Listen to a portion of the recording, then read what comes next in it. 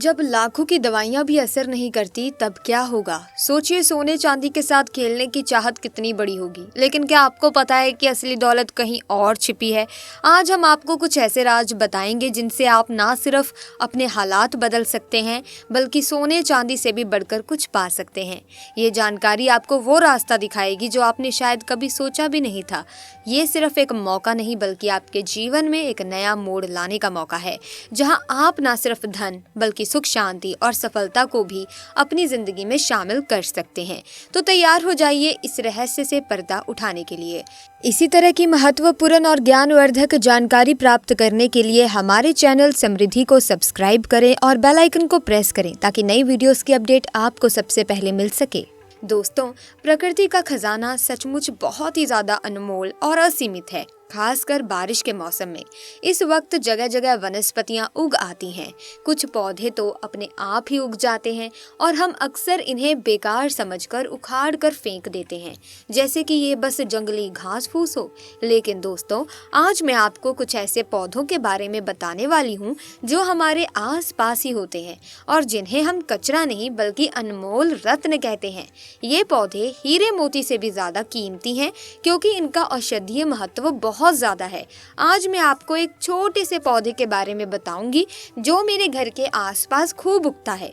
मुझे उम्मीद है कि आपको इसकी जानकारी मिलकर अच्छा लगेगा, क्योंकि ये आपके फायदे की जानकारी है। दोस्तों, अब तक आप सभी ने स्क्रीन पर देखकर ये समझ ही लिया होगा कि ये कौन सा पौधा है, तो मैं अब आपको इसका नाम बता देती हूँ कि इसका नाम क्या है और इससे हमें कौन कौन से फायदे होते हैं। आप इसे जानकर वाकई हैरान रहने वाले हैं और इसके बाद से आप इसे कभी भी बेकार समझकर उखाड़ कर फेंकने का नहीं सोचेंगे, ये मेरी गारंटी है। हमारे यहाँ इस पौधे को छोटा धतूरा कहा जाता है, लेकिन अलग अलग गांव और शहरों में इसे अलग अलग नामों से जाना जाता है। आप यहाँ पर इसे किस नाम से जानते हैं, कमेंट बॉक्स में जरूर बताइए। कई जगह इसे छोटा गोखुर भी कहते हैं और कुछ जगहों पर इसे खाखरा भी कहा जाता है। कहीं शंखा होली और कहीं कांथू बोलते हैं। कई जगह पर इसे कांटा गोली भी कहते हैं और अंग्रेजी में इसे कॉक लेबूर कहा जाता है। गांव में अक्सर सभी बच्चों ने यही कॉक लेबूर से एक दूसरे को मार करके अपना मन प्रसन्न किया होगा। मैं भी बचपन में अपने दोस्तों के कपड़ों में इसे चिपकाया करती थी। इन्हीं को देखकर हम अपने बचपन से जवान हुए हैं। इससे ज्यादातर गांव खेत खलिहान में पाया जाता है। अगर साफ साफ शब्दों में कहें तो कॉक लेबूर सोने चांदी हीरे मोती से भी ज्यादा कीमती होता है। दोस्तों, और आज मैं आपको इसके बीज के बारे में भी बताऊंगी। इसके जो बीज होते हैं वो कांटे युक्त होते हैं। जनवरी या फरवरी के महीने में इसमें बीज आना शुरू हो जाता है। पहले हरे रंग के बीज होते हैं, फिर धीरे धीरे ये भूरे रंग के बीज बन जाते हैं और ये बहुत ही औषधीय गुणों का भंडार होते हैं। दोस्तों, शायद आपको पता नहीं होगा कि ये एक बहुत ही अच्छी जड़ी बूटी भी है। अमृत तुल्य है, महाशक्तिशाली है। इस जड़ी बूटी के आगे बड़ी बड़ी डॉक्टर या मेडिसिन भी फेल हो जाती है। तो अब से आप सभी इसे कचरा या सिर दर्द समझकर ना फेंकें। ये एक पावरफुल जड़ी बूटी है जो कि बरसात के मौसम में अपने आप ही लग जाती है। कांटे युक्त इसके फल होते हैं। दोस्तों, हम सभी को भारत भूमि को धन्यवाद करना चाहिए। हम ऐसे देश में रहते हैं जहां आज भी यत्र तत्र सर्वत्र जड़ी बूटियां हर जगह फैली हुई हैं। इन्हीं जड़ी बूटियों के लिए विदेशी लोग तरसते हैं कि कहीं से उन्हें ये पौधा मिल जाए।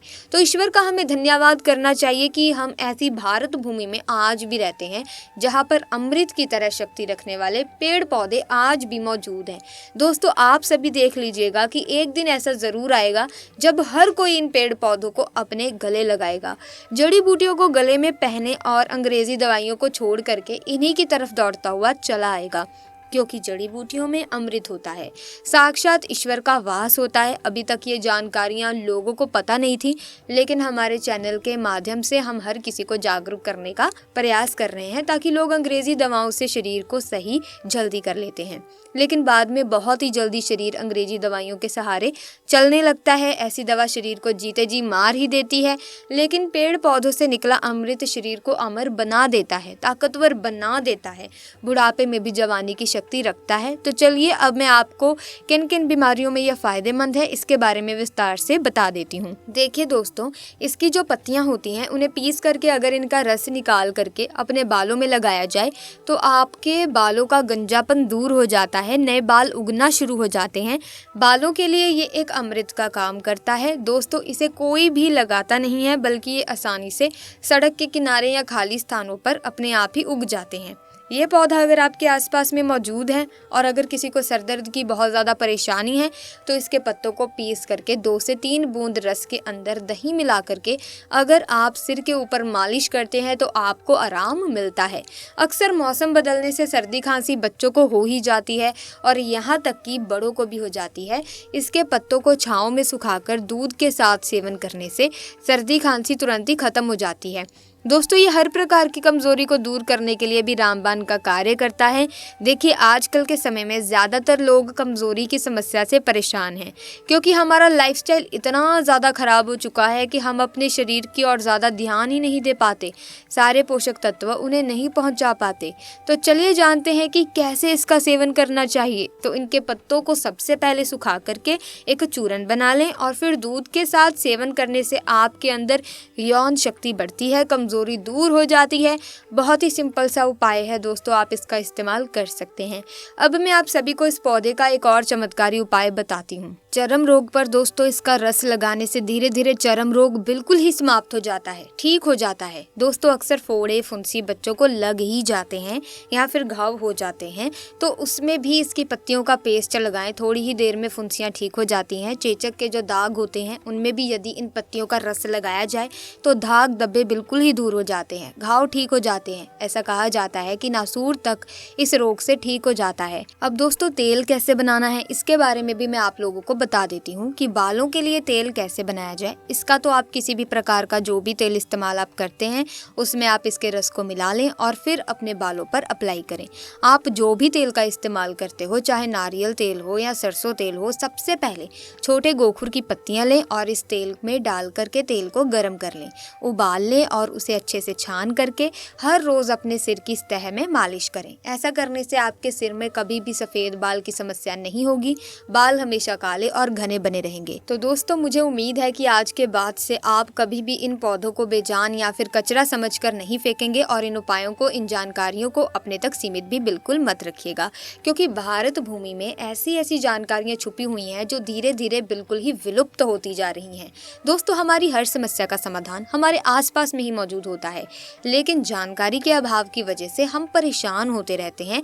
तो आज के बाद से आप इन जड़ी बूटियों को या पत्तियों को कचरा समझकर ना फेंकें। देखिए, पेड़ पौधे, वनस्पति, जड़ी बूटियों की जानकारी होना बहुत ही जरूरी है। कई लोग ऐसे होते हैं जिन्हें पेड़ पौधों की जानकारियां ना होने की वजह से वो बार बार पैसे खर्च करते रहते हैं और लाइलाज बीमारी से जूझ रहे होते हैं। आज की इस वीडियो को हम यहीं पर समाप्त करते हैं, लेकिन फिर भी अगर आपका कोई सवाल है तो आप कमेंट सेक्शन में पूछ सकते हैं। साथ ही आपको एक और बात क्लियर कर देते हैं कि जो भी जड़ी बूटी या किसी भी तरह की आप दवा का इस्तेमाल करते हैं तो उसे इस्तेमाल करने से पहले अपने डॉक्टर से या फिर सलाहकार से या फिर अपने एक्सपर्ट से ज़रूर पूछ लें, क्योंकि कई बार कुछ चीज़ें साइड इफ़ेक्ट दे जाती हैं। वैसे जड़ी बूटियाँ किसी प्रकार का साइड इफ़ेक्ट नहीं देती, लेकिन फिर भी आप किसी से सलाह मशवरा करके ही कोई चीज़ का सेवन करें।